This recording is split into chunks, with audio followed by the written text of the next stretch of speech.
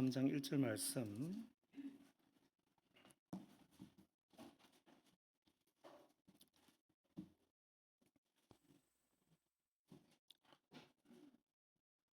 요한복음 3장 1절에서부터 21절 말씀까지 교독합니다. 그런데 바리새인 중에 니고데모라 하는 사람이 있으니 유대인의 지도자라.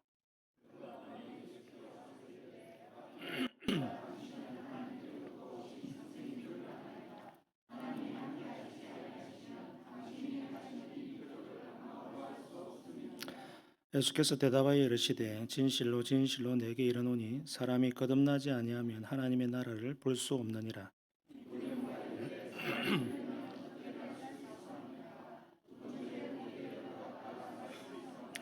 예수께서 대답하시되 진실로 진실로 내게 이르노니 사람이 물과 성령으로 나지 아니하면 하나님의 나라에 들어갈 수 없느니라. 내가 내게 거듭나야 하겠다는 말을 놀랍게 여기지 말라.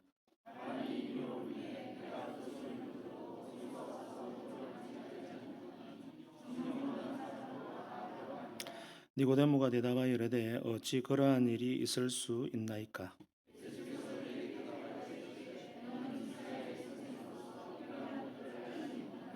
진실로 진실로 내게 이르노니 우리는 아는 것을 말하고 본 것을 증언하노라. 그러나 너희가 우리의 증언을 받지 아니하는도다.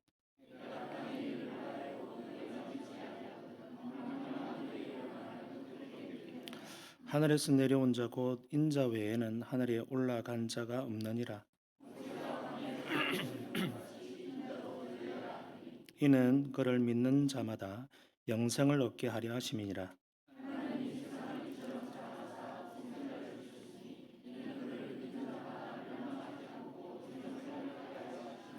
하나님이 그 아들을 세상에 보내신 것은 세상을 심판하려 하심이 아니요 그로 말미암아 세상이 구원을 받게 하려 하심이라.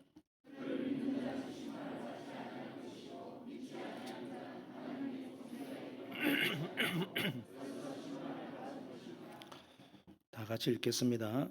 그 정죄는 이것이니 곧 빛이 세상에 왔으되 사람들이 자기 행위가 악함으로 빛보다 어두움을 더 사랑한 것이니라.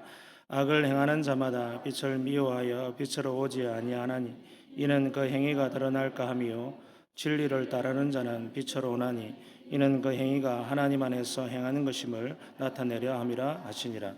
아멘. 오늘도 하나님 안에 가족과 여러분과 함께하기를 바랍니다. 하나님 나라에 대해서 지금 계속적으로 연속 강의를 하고 있습니다. 그동안 한 4번 정도의 설교를 요약적으로 말씀드리면 제일 중요한 것은 이미 임한 하나님의 나라입니다. 이 개념을 잘 붙드시기를 바랍니다. 하나님의 나라는 먼 미래에 우리가 맞이할 완성된 나라이긴 하지만 현재 우리가 예수를 믿음으로 말미암아 이 땅에서도 살아가는 것이 하나님의 나라입니다. 그래서 우리가 되게 어떤 사람들에게 당신은 왜 교회를 매주 그렇게 다닙니까? 라고 물으면 많은 사람들이 그렇게 대답합니다. 천국 가려고요. 틀린 말이 아니잖아요. 맞는 말인데 거기에 우리 한국 교회가 그동안 너무 치우친 하나님의 나라에서만 대해서 생각해왔고 고민해왔습니다. 그게 맞죠. 근데 하나님의 나라가 성경에서는 분명히 지금 볼 수 있고 보고 있고 또 하나님 나라가 우리에게 임했다라고 예수님을 통해서 계속적으로 선포되었거든요. 그것은 무슨 말씀인가 우리는 살펴봐야 되잖아요. 그러니까 과연 예수 믿고 죽어서 천당 간다의 문제 말고 또 다른 하나님 나라 천국이 있는가라고 우리는 질문을 해봐야 되거든요. 그게 도대체 무슨 말씀인가라고 할 때 우리가 예수 믿으면 죽어서 천당 가기 전에 이미 죽기 전에 우리는 이미 임한 하나님의 나라를 산다라는 겁니다. 그러니까 천국은 우리가 가는 것이 아니라 천국이 와버렸어요. 사실 그게 훨씬 맞는 말이거든요. 그러니까 그게 뭔지를 우리가 알아야 됩니다. 그러니까 먼 미래의 하나님의 나라라기보다는 하나님의 나라는 현재 우리에게 있다라는 말씀을 드립니다. 그래서 여러분에게 한번 물어볼게요. 대답 한번 해보세요. 마음속으로. 여러분은 매일 집에 왜 들어갑니까? 이 질문이 앞에 물었던 그 질문하고 비슷한 거예요. 당신은 왜 매주 교회를 갑니까? 그렇게 할 때 나중에 죽어서 천당 가려고요. 그 식으로 여러분 대답할 수 있습니까? 여러분은 나중에 예배를 마치고 나면 집에 갈 거잖아요. 여러분은 왜 매일 집에 들어갑니까? 그게 죽은 이후의 문제가 아니잖아요. 우리의 영원한 집인 천국이라고 할 때 성경이 그와 같이 말씀하잖아요. 왜 나중에 갈 것이라고 자꾸 미루고 있느냐는 것이죠. 우리가 집에 들어가는 것은 그것 속에 가족이 있기 때문이고 나는 그것의 일원이기 때문이고 집은 현실이기 때문에 들어가는 거 아닙니까? 거기 무슨 특별한 이유가 있습니까? 그것처럼 천국도 지금 이미 임한 내 집과 같은 하나님께서 이미 주권자로 통치자로 이 땅에 오셨고 그분이 나를 예수 그리스도 안에서 자녀 삼아 주셨기 때문에 그래서 집에 들어가는 것처럼 천국에 이미 임한 사람으로서 살아간다는 것이죠. 현재입니다. 그것을 염두에 두고 여러분 보시면 좋겠습니다. 오늘 요한복음 3장 말씀은 니고데모라고 하는 사람이 등장하는데요. 이 인물은 신약 성경에 단 3번밖에 이름이 나오지 않습니다. 뭐 구약 성경에는 아예 나오지 않고요. 그러니까 한번 생각해 보십시오. 성경에 이름이 3번 거론되는 정도의 사람이라면 별로 그렇게 다른 사람에 비해서 중요한 사람은 아닌 것 같습니다. 사도 바울이나 베드로나 야고보, 요한, 뭐 예수님, 모세, 여호수아, 요셉 이런 사람들과 비교해 보면 그런 사람들은 수백 번씩 이름이 나오거든요. 근데 니고데모라고 하는 사람의 이름은 단 3번 등장하는데 우리 신자의 표본이라고 하는 점에서 보면 저는 베드로보다도 훨씬 중요한 인물로 저는 생각합니다. 뭐 이건 뭐 대단한 걸 이루었다 못 이루었다에 대한 문제가 아니고 우리가 같은 신자로서 볼 때에 우리가 본받아야 될 사람이 누군가라고 하면 우리는 뭐 사도 베드로, 바울 못 따라가잖아요. 사도의 길을 우리가 간다는 것은 쉽지 않습니다. 그러면 사도가 아닌 평범한 사람, 신자의 길을 가는 사람 중에 우리의 신앙의 길을 본받고 싶고 닮아갈 수 있는 사람이 누군가라고 할 때 저는 니고데모를 뽑습니다. 왜냐하면 니고데모와의 이 스토리, 이 대화에서 신자가 어떻게 신자가 될 수 있는가에서 가장 근원적인 이야기를 꺼내고 있거든요. 그것이 바로 거듭남입니다. 여러분, 거듭남에 대해서 아무리 이야기를 해도 우리는 이것을 이 신비를 이해할 수는 없어요. 그냥 믿음으로 그런가 보다 하고 받아들일 수밖에 없는데 이 니고데모와의 예수님과의 대화 그리고 오늘 읽었던 1절부터 21절까지의 이 대화가 왜 중요한가? 너무 중요합니다. 그 첫 번째 이유가 거듭남의 비밀에 대해서 제가 이야기하면서 잠시 이제 서론적으로 적어놨는데 한번 보실까요? 1번 설교 노트 시작. 거듭난 자만이 하나님 나라를 볼 수 있다. 자, 3절 말씀에 보면 하나님 나라를 이야기를 꺼내요. 우리가 지금 하나님 나라에 대해서 배우고 있잖아요. 다른 말로 천국에 대해서 배우고 있지 않습니까? 천국을 본다는 말입니다. 자, 여러분 중에 천국을 본 사람이 있습니까? 천국을 가본 사람이 있냐고요.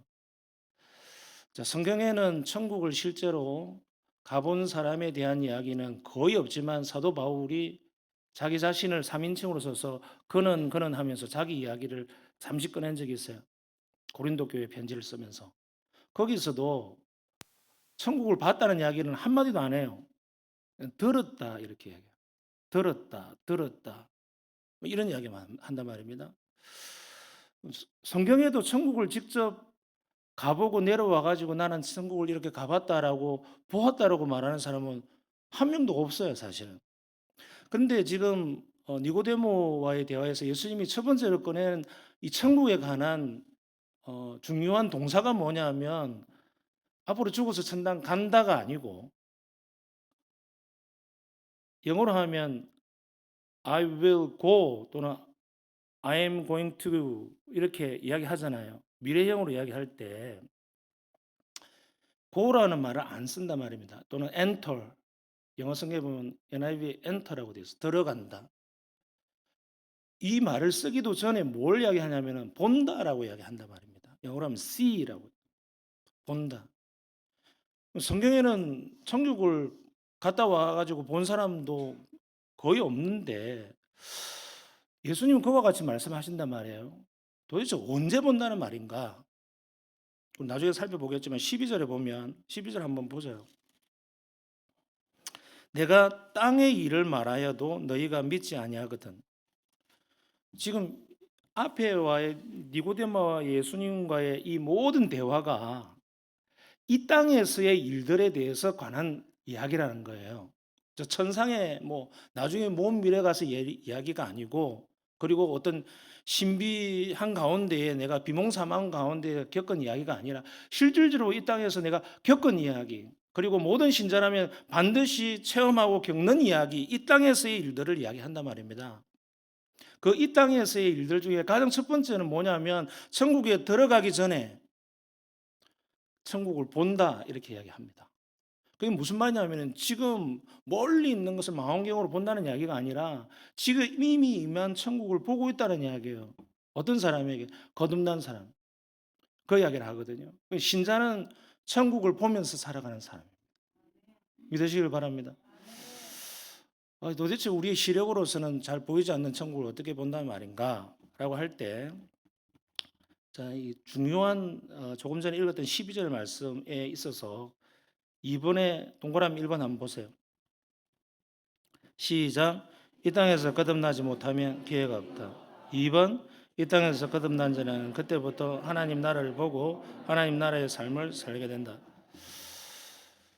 자, 여러분, 이 땅에서의 거듭나는 것이 중요합니다. 왜냐하면은 거듭남이라고 하는 것은 이 땅에서 되지 않으면 구원을 받을 수 없기 때문에 그렇습니다. 여러분이 구원받는 것에 가장 중요한 것은 믿음보다도 더 중요한 게 거듭남이에요. 이런 이야기 여러분 생소할지 모르겠습니다. 우리는 교리를 배울 때 여러분 구원의 서정이라고 하는 것들을 배웁니다. 우리 교리대학 할 때도 제가 수요일 날 한 번씩 가르쳤는데, 다른 말로 하면 저는 구원의 논리적 순서, 이런 말 여러분 수요일 많이 참석하신 분들은 기억나실 거예요. 구원을 이야기할 때 성경은 한 단어로만 이야기하잖아요. 구원이라고 끝나지 않고 구원의 다른 이름, 구원의 다른 얼굴을 너무 많이 이야기한단 말이에요. 그 중에 하나 의롭다함을 받았다. 그게 구원이란 말이거든요. 또 어떤 데는 주님이 부르셨다. 이것도 구원이라는 말이에요. 그리고 돌이켰다, 배심했다, 거듭났다. 이게 다 구원이라는 말입니다. 그리고 성령을 받았다. 싹 다 구원에 관한 다른 이름이거든요. 그렇게 거룩하게 되었다. 구원의 다른 이름이에요. 근데 그 중에 또 믿음이라는 단어도 있잖아요. 나는 예수를 믿습니다라고 할 때 우리는 예수 믿으면 천국 가잖아요. 근데 그 믿음보다도 구원의 논리적으로 순서가 있단 말입니다. 시간적인 순서가 아니라 이거 다음에 이거, 이거 다음에 이거 오는 시간적인 순서가 아니라 동시에 발생하는데, 그러나 그걸 논리적으로 순서를 잡아보면 가장 앞에 하나님의 작정이 있어요. 하나님이 우리를 부르시기로 작정하고 구원시키기로 작정하고 계획하셨기 때문에 우리는 믿는 겁니다. 그리고 구원받는 겁니다. 하나님께서 우리에게 그런 구원의 그림을 그리지 않았다면 우리는 이 자리에 있을 수 없어요. 그게 가장 앞서요. 그게 로마서 8장 30절 말씀 아닙니까? 그러고 난 다음에 우리 주님께서 우리를 부르셔야 돼요. 불러주신단 말입니다. 그래야만 사도행전 16장에 나오는 예수를 영생을 주시기로 작정된 자는 다 믿더라, 이렇게 되는 겁니다. 그러니까 작정은 되었지만 아직 예수 믿지 않고 있는 수많은 사람들이 있잖아요. 어떤 사람은 10살에 예수를 믿고 어떤 사람은 20살에, 어떤 사람은 70 노인이 되어서 예수를 믿기도 합니다. 그 사람들마저도 하나님의 구원의 그림 안에 있었기 때문에 믿는데, 어떤 사람은 일찍이 부르고 어떤 사람은 늦게 부르는데 그 부름의 시기와 그 모든 과정과 여정이 다르다는 겁니다. 사람들마다. 부르고 나면 그 다음에 일어나는 것이 뭐냐 하면 거듭남이에요. 믿음은 그 앞에 없어요, 사실은. 믿음은 나중에 옵니다. 논리적인 순서로 보면. 그러니까 태어나지 않는 사람에게 믿음이 있을 수 있습니까? 제가 물어볼게요. 여러분이 엄마 뱃속에 있는데 여러분의 의지가 있습니까? 스스로 호흡을 못하는데 무슨 의지가 있습니까? 스스로 밥을 못 먹는데 의지가 없잖아요. 태어나기 전에는 스스로 할 수 있는 것은 아무것도 없어요. 믿음이란 무엇인가? 스스로 하는 것을 믿음이라고 하지 않습니까? 내가 마음속에 믿어서 의에 이르고, 내 마음이지 남의 마음이 아니잖아요. 그러니까 내 마음으로 예수님을 믿겠다 하고 의지를 발휘하고 그렇게 고백할 때 내 입술의 고백을 통해서 내 마음의 의지를 통해서 믿음이 발휘된단 말이에요. 그것도 살아있을 때 말이잖아요. 내가 이 땅에 태어났을 때 있을 수 있는 전제 조건이 그렇단 말입니다. 그러니까 우리의 인간의 출생마저도 그런 순서가 있어야 되는 것처럼 이 출생의 비유를 통해서 거듭나야 된다, 다시 태어나야 된다라고 하는 이 표현을 하는 이유가 뭘까요? 거듭나는 것이 가장 앞선다는 거예요. 그러니까 우리의 구원, 믿음이 출발하기 이전에 주님께서 우리를 태어나게 하시지 않으면 아무것도 시작되는 게 없어요. 거듭남이 그래서 중요한 겁니다. 그래서 여러분 이런 고민들을 많이 하실 거예요. 나는 오랫동안 예수를 믿었는데 체험이 제대로 없다. 제가 자주 하는 이야기잖아요. 왜 제가 이거 반복해서 이야기하냐면 그냥 잠잠하다가 어느 시기만 되면 자기 신앙에 대해서 굉장히 고민을 많이 하는 사람들이 있습니다. 당연하고 좋은 것입니다. 그럼에도 불구하고 여러분들은 답을 알고 있어야 돼요. 그게 뭐냐면 거듭나고 이 신비로운 이 출생에 우리 영적으로 다시 출생하는 이 구원을 향한 다시 태어나는 일들은 모든 사람이 똑같이 천편일률적으로 신비한 체험이나 경험을 겪지 않는 가운데서 일어납니다. 이게 무슨 말이냐면 여러분이 상상하듯이 사도 바울이 다메섹으로 가다가 막 빛을 보고 예수님의 음성을 듣고 막 거꾸러지고 3일 동안 눈이 멀고 또 사흘 후에는 눈이 막 뜨여져 가지고 세례를 받고 그렇게 신비로운 방법과 체험을 가지고 거듭남을 통해서 주님께로 나아가는 사람이 있는가 하면 대부분의 사람들 99.99%는 그런 일이 없습니다. 없는 정도가 아니라 아무 느낌이 없어요. 이게 여러분 잘 정리하시길 바랍니다. 오늘 니고데모와의 대화를 1절부터 21절까지 읽었는데 여기에서 나타나는 니고데모가 언제 거듭났을까요? 라고 물으면 여러분 답할 수 있습니까? 표시가 안 나요. 소위 말해서. 이게 거듭남입니다. 출생이라는 겁니다. 여러분에게 또 한 번 제가 물어볼게요.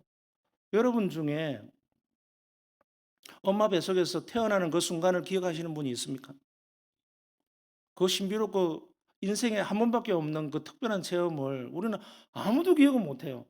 혹시 기억하시는 분이 있다면 아마 그분은 천재적인 사람입니다. 제가 아직 못 만나봤어요. 우리가 그 신비로운 출생하는 그 순간의 체험과 기억을 아무도 가지고 있지 않지만 우리는 살아 숨쉬고 있고 태어났잖아요. 현실입니다. 그러니까 구원이라고 하는 문제는 체험이 하나도 중요하지가 않아요, 사실은. 하나도라는 말은 제가 좀 뺄게요. 중요하지가 않습니다. 때로는 그것이 중요한 사람이 있어요. 특별한 길을 가야 되고 하나님이 사용해야 될 사람들은 사도 바울과 같은 사람 또는 베드로와 같은 사람, 뭔 그런 경험들이 필요할 수 있습니다. 근데 보세요. 사도 베드로와 같은 사람도 예루살렘 교회의 초대 담임 목회자이면서 또 순교자인 이 베드로 사도가 여러분의 성경 지식을 다 총동원 한번 해보십시오. 사도 베드로는 언제 거듭났을까요? 언제 구원받았을까요? 성경에 찾을 수 있습니까, 여러분? 저는 못 찾겠어요. 아무리 연구를 해도. 어느 시점에 베드로가 예수를 믿고 구원받았지? 소위 구원파에서 이야기하는 당신은 언제 예수 믿었어? 몇 월, 며칠, 몇 시? 답을 못하면 당신은 예수 믿는 거 아닙니다. 이렇게 말할 수 있냐고요. 그러니까 거듭남을 가지고 어떤 체험이나 어떤 능력 받음이나 뭐 자기가 생각하는 상상하는 그 모든 것들을 통해서 나는 거듭났다고 말할 수가 없는 겁니다. 그것처럼 오늘 나오는 이 니고데모도 어떤 감정적인 특별한 어떤 감정의 어떤 희한한 체험을 했다든지 뭔가 마음속에서 울고 막 그냥 끓어오르는 뭔가 대단한 어떤 그런 체험이 있었다든지 몸에서 열이 펄펄 나는 어떤 뭐 체험이 있었다든지 어떤 그런 것들이 아니라 그냥 예수님과 대화했잖아요. 이런 것을 보면 여러분, 거듭난다고 하는 것은 굉장히 다양한 면면들이 있다라는 것을 여러분 기억하시길 바랍니다. 저는 조나단 에드워즈라고 하는 인물을 참 좋아하는데 그분의 그 책이 있는데 신앙 감정론이라고 하는 책이 있습니다. 굉장히 두꺼운데 한번 여러분 기회가 되면 한번 읽어보세요. 우리가 신앙을 가질 때, 믿음이 가질 때 우리의 감정이 움직여진다는 거예요. 우리의 감정이 없는데 무슨 수로 찬양을 하고 감정이 없는데 어떻게 기도를 합니까? 그죠? 우리의 모든 진심과 사랑의 마음과 찬양과 경배와 신앙의 모든 활동들은 우리의 감정이 동반되잖아요. 심지어 지금 말씀을 듣고 있는데도 여러분의 감정이 움직이지 않는다? 제가 잘못하고 있든지 여러분이 이상하든지 두 개 중에 하나지 않습니까? 감정이 분명히 움직이거든요. 동요되거든요. 어떤 한 시점에서 그냥 감정이 확 튀기도 하고 막 그냥 어떤 때는 절망에 빠지기도 하고 이것이 자연스럽다는 거예요. 우리에게 믿음이 찾아오고 거듭남이 있을 때 당연히 찾아오는 감정의 상태들이 여러 가지 있는데 그 책에 보면 한 10가지가 나와요. 그중에 중요한 것만 몇 개 들어보면 이런 게 있어요. 경건한 두려움이 찾아온 겁니다. 여러분들 속에 만약에 거듭남이 나는 있는가 없는가, 나는 언제 거듭났지? 라고 잘 모르겠는 사람은 내 속에 하나님을 향한 두려움이 있는지 그거 한번 살펴보세요. 이게 중요한 신앙 감정에서 첫 번째 꼽습니다. 두 번째는 뭐라고 이야기하냐면은 말씀에 대한 소망이 있는가? 약속의 말씀에 대한 갈망이 있는가? 오늘 니고데모가 그렇잖아요. 니고데모는 예수님과 대화하면서 감정의 동료가 전혀 없어요. 뭐 특별한 감정의 동료가 없고 그냥 일상적인 대화를 한단 말입니다. 그런데 도대체 언제 니고데모는 예수를 영접하고 믿고 거듭났지? 제가 거듭난 증거를 나중에 알려드리겠습니다. 분명히 니고데모는 거듭났거든요. 근데 그 순간을 우리가 찾을 수 있냐고요. 베드로처럼 못 찾아요. 어떤 특별한 체험을 한 것이 아닌데 어떤 체험을 했는가? 그 체험은 조나단 에드워즈가 이야기했던 것처럼 말씀에 대한 갈망. 니고데모가 왜 밤늦게 갑자기 찾아왔겠냐고요. 뭔가 예수님과 대화하고 싶은 건 아닙니까? 그리고 예수님이 어떤 분이신가? 예수님이 어떤 메시지를 주실 것인가에 대한 갈망이 있는 것이죠. 여러분이 지금 요 근래에 말씀에 대한 갈망이 있었다면 그것은 거듭남의 증거입니다. 증거일 수 있습니다. 설교라든지 또는 말씀 묵상이라든지 그것에 대한 애틋함이 생기고 그 여느 때보다도 더한 그것을 통하여서 희열을 느낀다든지 그것에 대한 지적 호기심을 넘어서서 감정이 싹트고 있다든지 어떤 말씀을 한 구절 읽을 때 왠지 계속 집중이 된다든지 어떤 한 말씀이 계속 꽂힌다든지 하루 종일 생각난다든지 또는 그 말씀이 나를 계속 변화시켜 간다고 하는 그런 느낌이 든다든지 내가 붙들고 싶은 말씀이 있다든지 말씀을 읽는데 왠지 눈물이 난다든지 또는 어떤 상황에서 그 말씀이 문득 생각나서 내가 생각하려고 했던 말이나 행동을 안 하게 만들거나 또는 안 하려고 했던 것을 하게 만들거나 하는 그 힘이 된다든지 그게 이미 말씀이 작용하고 있다는 것이잖아요. 그것이 거듭남의 증거일 수 있습니다. 그러니까 거듭남의 증거를 여러분이 추론해가지고 나는 언제 거듭났지 어떤 체험을 했지 어떤 기도원에 가가지고 뗄뗄 굴렀나 뭐 이런 것을 따지지 말고 여러분 속에 지금 현재 진행되고 있는 어떤 신앙의 감정이 있는가에 대해서 살펴보면 거듭남을 알 수 있다는 거예요. 또 하나는 뭐냐면 내 속에 기쁨이 있는가. 기쁨은 성령이 주시는 정말 원초적인 중요한 감정의 상태 아닙니까? 갈라디아서 5장에 나오는 성령이 주시는 9가지 열매 중에 뭐가 있습니까? 사랑과 희락. 희락이 기쁨이잖아요. 그럼 내 속에 기쁨이 있다라고 하는 것은 성령이 주시는 기쁨이 있거든요. 여러분이 뭐 세상에서 뭐 로또를 맞아가지고 기쁘다, 뭐 내 아들 자식이 뭐 그냥 좋은 대학 들어가지고 기쁘다, 이런 그 원초적인 세상 사람들도 가지고 있는 그런 기쁨 말고요. 기쁨 말고 그 구분할 수 있잖아요. 뭔가 세상 사람들이 겪고 있는 것과는 다른 자기만의 기쁨이 있잖아요. 그 우리는 구분할 수 있습니다.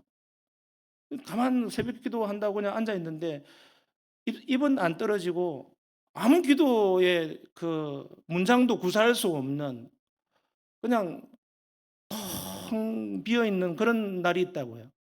그런데 아무것도 기도가 되지 않아도 어떤 날에는 마음속에 샘솟는 기쁨이 있거든요.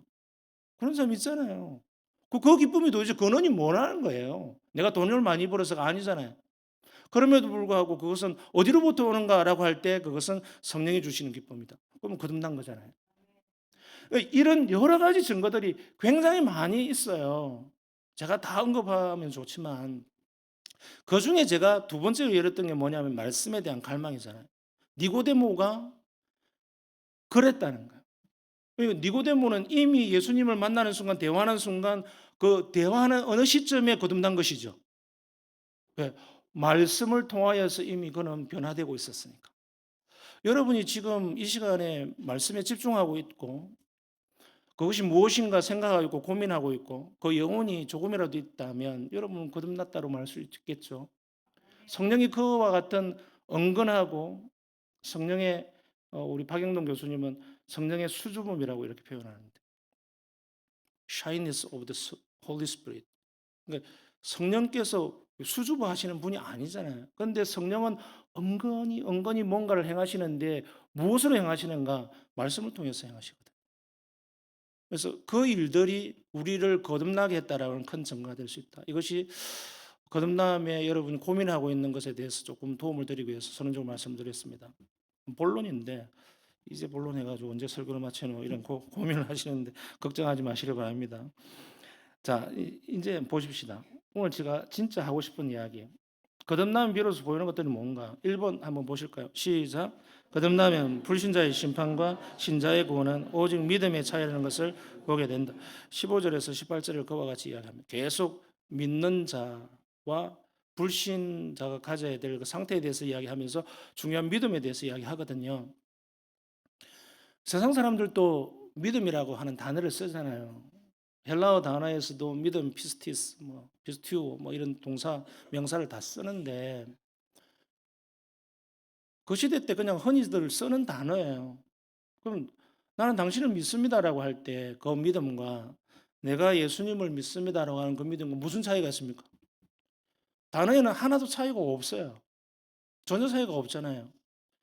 그러나 그 차이, 우리가 기독교 신앙에 있어서 믿음의 가장 큰 차이는 뭐냐면 단어의 차이도 아니고요. 그 이면에 있는 다른 어떤 교리적 차이 이런 걸 보다도 가장 중요한 게 뭐냐면 그 믿음이 누구로부터 출발했는가입니다. 이게 가장 중요해요. 그러니까 믿음이 우리가 흔들린다고 할 때 계속 쉴 새 없이 흔들리는 사람이 있잖아요. 우리가 저번 시간까지 배웠던 돌짝밭이라든지 가시 떨기라든지 길가라든지 사탄 마귀가 말씀을 빼앗아 가버리고 그 다음에 아주 돌같이 얕아가지고 뿌리가 내려지지 못하고 그냥 금방 염려가 찾아오고 그리고 믿음이 자라지 못하는 그런 상태라고 할 때 우리의 믿음이 그런 상태에 빠지지 않게 되는 근원이 뭐냐 하는 것이죠. 그 근원은 우리의 마음밭을 이미 거듭나게 하셨기 때문에 돌같이 굳은 마음을 변화시킨 가운데 말씀을 주시고 변화시킨 가운데에 예수님을 사랑할 수 있는 감정의 상태를 주시고 지성도 주시고 의지를 주셔서 하나님이 시작하신 믿음이기 때문에 그것이 가능하다는 거예요. 그러니까 우리의 믿음과 세상 사람들이 말하는 믿음의 신용이라고 하는 신뢰라고 하는 그 가장 큰 차이는 그것은 인간의 의지로부터 출발한 것인가 예수님이 주신 은혜의 선물인가로부터 달라지는 겁니다. 저와 여러분의 믿음의 근원은 우리 주님이 주신 은혜로 받은 것입니다. 믿으시길 바랍니다. 그래서 우리 의지나 우리의 생각이나 감정보다도 믿음이 훨씬 위에 있어요. 그러니까 우리의 믿음을 우리의 생각으로 판단하면 항상 너무 낮아요. 그냥 맨날 하는 게 우리의 믿음은 주일 성수 잘했냐, 네 11조 내고 있느냐, 뭐 잘했느냐, 뭐 하고 있느냐, 충성되냐, 자꾸 이런 걸로 믿음을 따지려고 하잖아요. 그걸 율법주의라고 이야기합니다. 믿음은 그것을 넘어서는 거잖아요. 믿음은 내가 아무것도 못했고 할 능력이 안 되고 나는 그런 것을 할 만한 위인이 못 되지만 우리 가운데 주신 믿음을 통해서 구원을 받는 것입니다. 이것이 하나님의 은혜잖아요. 그러니까 믿음은 내가 발생시킨 것이 아니라 내 속에 찾아오신 예수 그리스도께서 내 속에 믿음의 씨앗을 심으셨고 그것이 움트고 자라나게 하셔서 좋은 나무가 되게 하심으로 그 좋은 나무에서 예수 그리스도의 진액을 받아서 받은 그 나무의 열매를 맺게 하심으로 그것이 성령의 열매가 되고 구원의 열매가 되는 것입니다. 그래서 흔들림이 없어요. 잠시 잠깐 쓰러질 수 있고 시험에 들 수도 있고 넘어질 수도 있지만 결국엔 우리는 구원을 받습니다. 왜요? 내가 시작한 적이 없기 때문에. 이 확신이 중요합니다. 여러분 의지에 자꾸 여러분 믿음을 자꾸 달아놓으면 여러분의 의지가 흔들리면 믿음도 다 흔들려 버려요. 내가 시작한 적이 없어요. 처음부터 끝까지 거듭남이라고 하는 이 다음에 믿음이 찾아와요. 내가 태어났으니까 믿음이 찾아오는 거 아닙니까? 이 순서 뒤집으면 안 돼요. 내가 믿었으니까 거듭났다. 이것은 논리적 순서 아닙니다. 태어나게 하는 것이 내 의지가 아니었다면 믿음조차도 내 의지가 아닌 것이죠. 거듭나게 하신 분이 성령께서 내 속에 찾아오셔서 거듭나게 하시고 태어나게 하셨다면 절대 수동. 내가 그 출생해야 하는데 내가 아무것도 못한 것이 없었지만 엄마 아빠가 사랑하여서 사랑의 결과물로 10달 있다가 태어난 것처럼 그 아이는 그냥 혜택을 받은 거잖아요. 우리가 구원받는 이 거듭남의 출생, 지금 거듭난 여러분들은 성령께서 알지 못하는 가운데 우리를 출생시키시고 예수 그리스도의 마음을 품게 하시고 그분의 나라의 삶을 살도록 하신 겁니다. 믿으시길 바랍니다. 자, 넘어가십시다. 2번. 이게 이제 가장 실질적이고 제가 결론적으로 말씀드리고 싶은 건데요. 읽어봅시다. 시작. 은혜로 값없이 주어진 믿음은 마치 행위가 없는 추상적이고 공허한 신앙을 뜻하는 것이 아니라 오히려 예수를 위해 용기를 내고 행동하는 담대한 신앙이다. 자, 이거 니고데모라는 이름이 3번 나온다고 그랬죠. 그 중에 두 번째로 나오는 게 요한복음 7장 32절, 45절, 51절인데 현대는 성경 한번 다 같이 읽어봅시다. 시작. 바리새파 사람들은 군중들이 예수님에 대하여 수군거리는 소리를 들었다. 그래서 그들과 대제사장들은 예수님을 잡아오라고 성전 경비병들을 보냈다. 성전 경비병들이 그냥 돌아오자 대제사장들과 바리새파 사람들이 왜 그를 잡아오지 않았느냐 하고 물었다. 그래서 그들은 지금까지 이 사람처럼 말하는 사람은 없었습니다 하고 대답하였다. 그러자 바리새파 사람들이 말하였다. 너희도 꼬임에 빠졌느냐? 유대 당국자들과 바리새파 사람 중에 그를 믿는 사람이 있었느냐? 율법을 모르는 이 군중들은 저주받은 자들이다. 그때 그곳에 있던 한 바리새파 사람, 곧 전에 예수님께 찾아간 일이 있던 니고데모가 우리 율법에는 사람을 판결하기 전에 먼저 그 사람의 말을 들어보고 그가 할 일을 알아보도록 되어 있지 않소? 여러분 이 상황이 이해됩니까? 금방 읽었지만 이 상황이 기분 좋은 상황일까요? 위험한 상황일까요? 예, 니고데모 입장에서는 굉장한 위험한 상황을 자초하고 있는 겁니다. 왜요? 지금 바리새파가 뭐냐면 여러분 바리새파를 잘 모른다 하더라도 바리새파를 중심으로 해서 예수님을 십자가에 못 박아라 했던 그 모든 리더급들이 바리새파라고 보면 됩니다. 사내들인 공의회 70인 공의회 안에도 사두개인이 있고 바리새파가 있었는데 바리새파가 다수가 차지했어요. 바리새파 중에서도 지도자잖아요. 니고데모는. 그러니까 바리새파 안에서도 굉장히 존경받고 앞서 있는 사람이에요. 그런데 예수를 십자가에 못 박자라고 하는 그 정제의 그 회의의 내용에서 그걸 반대하고 있단 말입니다. 여러분 뭐 정치계에서는 뭐 그런 게 많잖아요. 누구 말을 잘 들으면 뭐 공천을 해주고 안 해주고 그런 문제가 아니에요. 이건 지금 목숨이 왔다 갔다 할 수 있는 자기의 모든 것을 잃어버릴 수 있는 지금 그런 상황이거든요. 그 일들을 자초하고 있는 겁니다. 니고데모가 예수님 편을 들잖아요. 그러니까 지금 보십시오. 지금 요한복음 3장과 요한복음 7장 사이에 넉 장만 넘어갔다고요. 니고데모는 언제 거듭났을까요?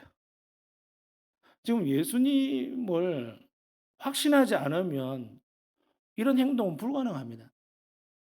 무슨 이야기냐면 우리의 믿음이 뭐냐라는 거 한번 물어보자는 것이죠. 믿음은 그냥 교회 잘 나오는 겁니까? 믿음이라고 하는 것은 그거보다 한 발짝 더 나아가는 것이죠.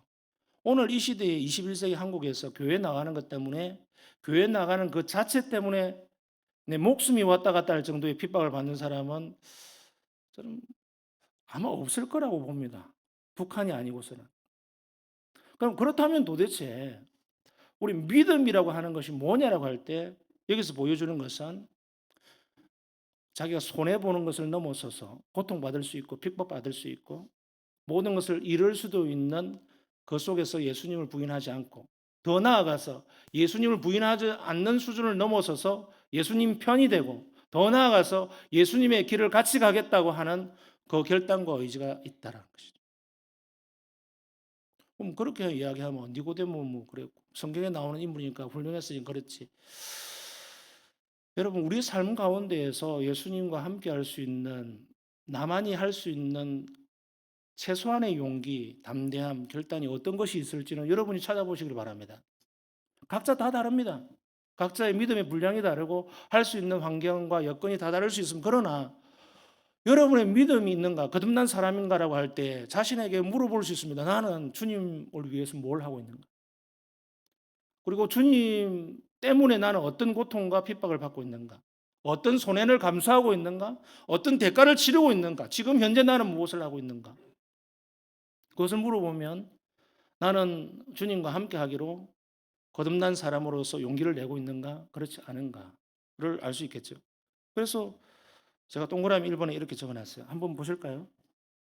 시작. 니고데모는 예수님을 전인격적으로 만난 후에 예수편에 서서 바리새파의 부당함을 외쳤다.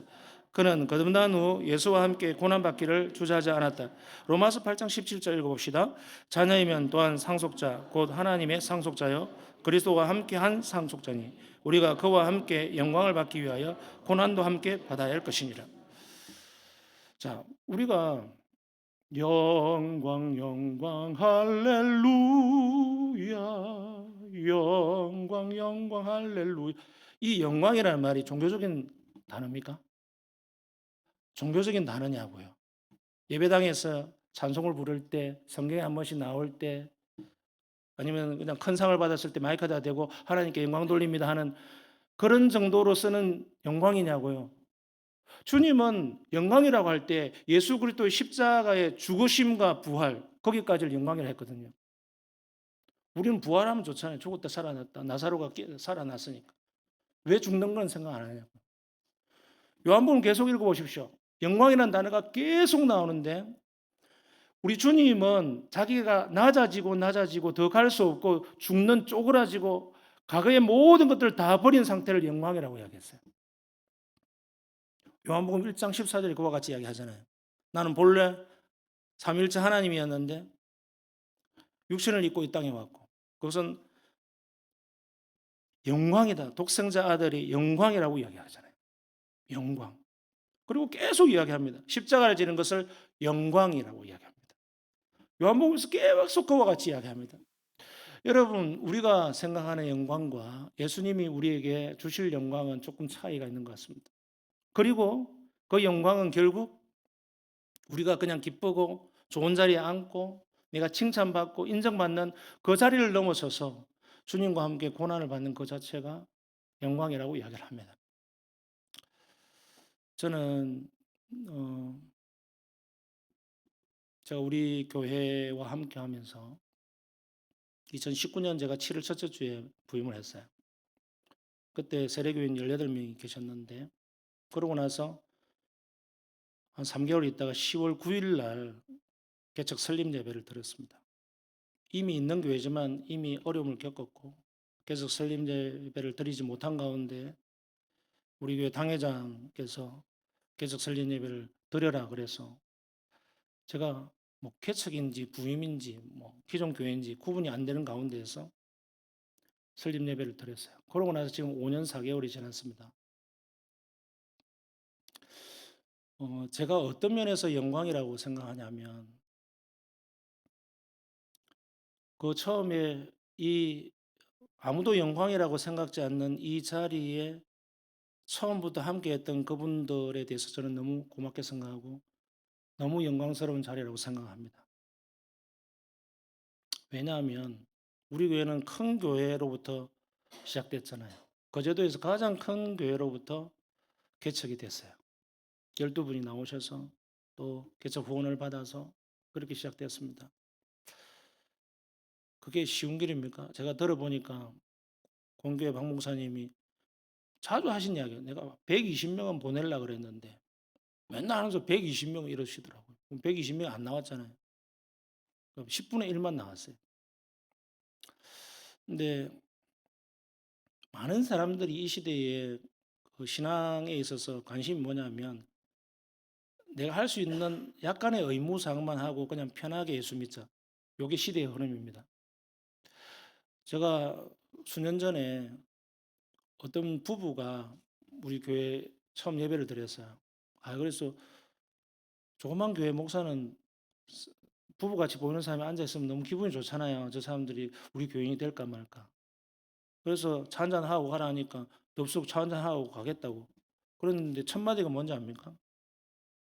내가 너무 실망했다고. 나는 놀랐어요. 오늘 말씀이 너무 이상했나. 그게 아니고 자기는 우리 교회를 다니려고 마음을 먹고 이제 왔는데 엘리베이터를 타는 순간 교회가 너무 작다는 생각이 들더라는 거예요.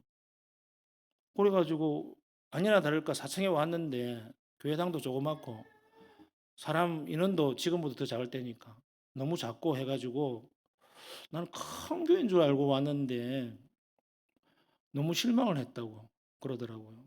그래서 이 교회는 못 다니겠습니다 하더라고요. 편한 대로 하십시오. 그랬어요. 그래서 제가 아니 뭐 그럴 것 같으면 뭐 차는 말라 하고 그 말은 말라 하고 할 거 제가 그냥 가시지. 근데 그 대화에서 저는 남는 게 있었습니다. 그 대화에서. 그러니까 이 시대의 흐름을 볼 뿐만 아니라 내가 어떤 한 사람을 붙잡기 위해서 그런 마음도 없었을 뿐더러 내가 바라볼 것은 정말 주님이 주시는 한 사람 한 사람을 바라보면서 가자라고 하는 또 한 번 다짐하는 계기가 됐는데요. 이 시대는 그냥 너무나도 많은 사람들이 그냥 군중으로 살고 싶어 합니다. 근데 믿음은 성경에 보십시오. 믿음이라고 하는 것은 군중은 신자가 아닙니다. 무리 또는 군중 이렇게 나와 있는 대부분 주님을 따르지 않는 사람들입니다. 그냥 잠시 듣는 듯 했지만 길가와 같이 또는 돌짝밭과 같이 가시떨기 같이 그러다가 그냥 가버려요. 여러분 이런 조그만 교회 함께 해주셔서 감사합니다. 우리 주님을 대신해서 여러분을 축복합니다. 여러분 이 시대의 흐름에 시류에 같이 가지 않고 그러지 않는 것만으로 여러분은 용기를 발휘했다고 봅니다. 왜? 다 드러나잖아요. 이 몇 명 되지도 않는 교회에 있으면 다 드러나요. 자기 신상도 드러나지요. 난 숨어서 그냥 예배만 들어가고 싶은데 계속 붙잡죠. 뭐 소그룹 오라 그러죠. 뭐 이거 한번 해봅시다 그러죠. 뭐 온 데서 막 그냥 같이 합시다 같이 하면 귀찮거든요. 그리고 또 리더들은 짐을 매년 하나씩 더 지어야 돼요. 올해는 2개 하다가 내년은 3개, 그 다음에는 4개 할 일이 많아져요. 제가 이제 과부하가 되는 것 같아서 제가 하고 싶은 거는 한 20가지, 30가지가 있는데 못하고 있어요, 지금. 그럼 짐이 너무 무거울까 봐. 그러나 여러분 이것 자체만으로 여러분은 고난을 함께 지고 있다라고 하는 데 대해서 여러분 감사합니다. 거듭남의 그 증거다라는 것입니다. 제가 마지막으로 이제 2번 동그라미 하고 마칠게요. 시작. 니고데모는 거듭난 후 예수님의 장례를 위해 자신의 가진 것으로 헌신했다. 이것은 자신이 속한 조직에 대한 배신일 뿐만 아니라 앞으로는 예수님을 위해 살겠다는 노골적인 의지의 표명이다. 요한복음 19장 39절 40절 일찍이 예수께 밤에 찾아왔던 니고데모도 몰약과 친형 섞은 것을 100리터라쯤 가지고 온지라. 이에 예수의 시체를 가져다가 유대인의 장례법대로 그 향품과 함께 세마포로 쌌더라. 마지막으로 니고데모 이름이 등장하는데 예수님의 장례를 치르는 곳에서 나타납니다. 100리터라가 얼마인지 모르지만 33kg라고 현대인의 성경에 번역되어 있습니다. 그것이 그 당시 때 얼마나 비쌌는지 알 길이 없습니다. 엄청 비쌌을 겁니다. 예수를 잘 믿고 거듭나면 많은 것을 내놓는다. 이 이야기를 지금 하려고 하는 게 아니에요. 자기 자신이 그렇게까지 행동하고 그 의지가 표명될 때에 어떤 마음으로 하게 되었는가? 왜 그렇게 되었는가? 어째서 그렇게 되었는가? 많은 소외를 감수하고 그 유대인의 리더격에 있는 바리새파에서 높은 지위에 있는 사람이 예수를 따르려고 할 때 그 사람들, 그 집단, 그 조직이 예수를 십자가에 못 박아라 했는데 그 조직에 있던 그 정식 멤버이자 그 앞선 리더격인 사람이 아니요 라고 하면서 예수를 따르려고 할 때에 자기가 받아야 될 앞으로의 희생과 고난과 손해가 얼마나 막심할 건가. 그걸 넘어서서 더 적극적으로 주님을 위해서 장례를 치른다고 할 때에 어떻게 그것이 가능했을까? 그것은 하나님의 은혜라고는 말밖에는 저는 설명할 길이 없어요. 그것이 그런 생각들이나 그런 의지가 어떻게 표명됐을까? 여러분들이 어떤 일들을 용기 내서 하고 있다면 그것은 주님이 함께 하시는 증거입니다. 여러분의 의지가 뭔가 발휘되고 있다면 그것은 주님께서 여러분과 함께 하고 있다고 하는 강력한 증거입니다. 그렇기 때문에 역으로 생각해 보십시오. 내 의지가 꺾인다고 해서 주님의 의지가 꺾이는 건 아닙니다. 내가 잠시 실망하거나 내가 잠시 힘을 잃었거나 내가 잠시 시험에 든다고 해서 주님의 은혜가 사라지는 건 아니라는 것입니다. 주님의 은혜는 여전히 변함없이 우리와 함께하고 있고 나를 처음부터 끝까지 책임지시며 처음부터 끝까지 나의 구원을 이루고 가십니다. 그 여정 가운데 주님이 함께 하십니다. 나는 쇠약해져도 주님은 여전히 그 자리에 강력하게 자리 잡고 있습니다. 그러므로 우리의 신앙의 여정 가운데는 주님이 하십니다. 주님만 바라보고 나가십시다. 다 같이 일어나셔서 찬송하십시오.